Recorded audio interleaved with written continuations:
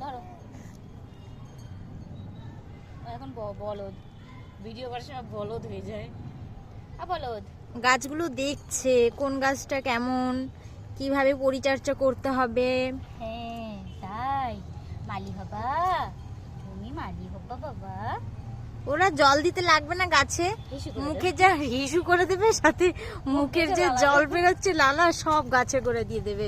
ওতে গাছের হ্যাঁ ভাই এইভাবে ঠিক এইভাবে লালাগুলো বের করবে। হ্যাঁ আর এইভাবে হিসুটাও করবে, ঠিক আছে? হিসু করে লালা দিয়ে গাছের প্রোটিন তৈরি হবে।